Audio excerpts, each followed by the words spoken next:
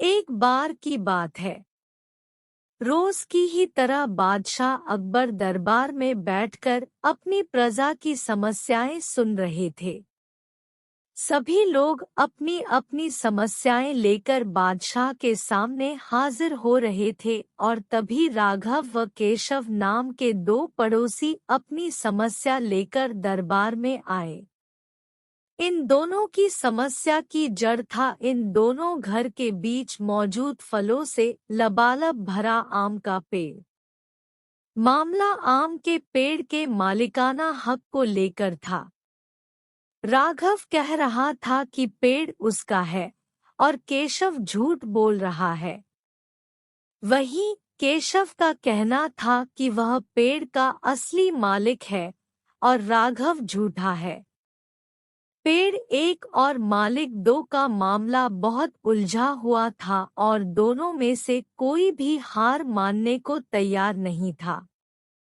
दोनों पक्षों की बातें सुनकर और सोच विचार करने के बाद बादशाह अकबर ने यह मामला अपने नवरत्नों में से एक बीरबल को सौंप दिया। मामले को सुलझाने और सच्चाई का पता लगाने के लिए बीरबल ने एक नाटक रचा।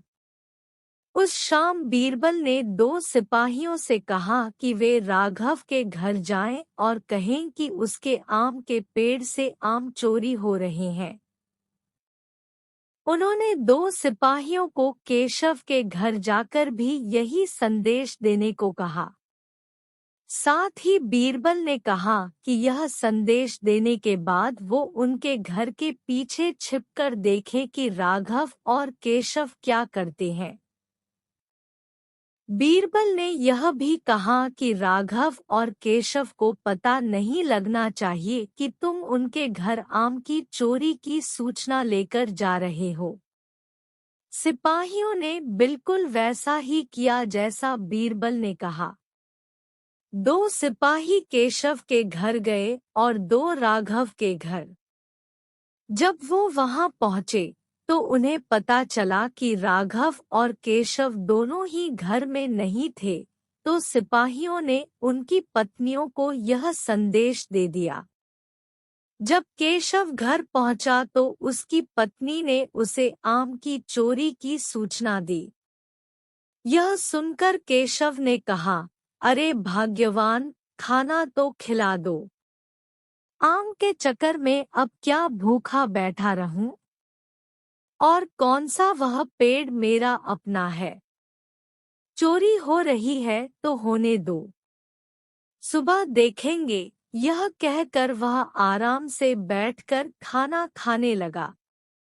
वहीं जब राघव घर आया और उसकी पत्नी ने यह बात उसे बताई तो वह उल्टे पैर पेड़ की तरह दौड़ पड़ा।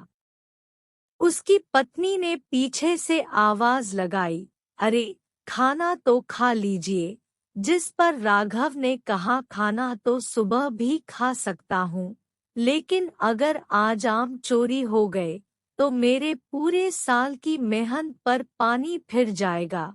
सिपाहियों ने दोनों के घर के बाहर छिपकर यह सारा नजारा देखा और वापस दरबार जाकर बीरबल को बताया। अगले दिन दोनों फिर से दरबार में हाजिर हुए। उन दोनों के सामने बीरबल ने बादशाह अकबर से कहा, जहांपना, सारी समस्या की जड़ वह पेड़ है। क्यों न हम वो पेड़ ही कटवा दें? न रहेगा बांस, न बजेगी बांसुरी। बादशाह अकबर ने इस बारे में राघव और केशव से पूछा, इस बारे में आप दोनों का क्या ख्याल है? इस पर केशव ने कहा, हुजूर आपकी हुकूमत है, आप जैसा कहेंगे मैं उसे चुपचाप स्वीकार कर लूंगा। वहीं राघव ने कहा, मालिक, मैंने 7 वर्ष तक उस पेड़ को सींचा है, आप चाहे तो उसे केशव को दे दीजिए, लेकिन कृपा करके उसे कटवाएं न। मैं आपके आगे हाथ जोड़ता हूँ। उन दोनों की बात सुनकर बादशाह अकबर ने बीरबल की तरह देखा और कहा, अब आपका क्या कहना है? बीरबल, इसके बाद बीरबल ने बादशाह को बीती रात का किस्सा सुनाया और मुस्कुराते हुए कहा, हुजूर, पेड़ एक और मालिक दो, ऐसा कैसे हो सकता है? कल रात हुई घटना और आज हुई इस बात के बाद यह साबित हो चुका है कि राघव ही पेड़ का असली मालिक है और केशव झूठ बोल रहा है।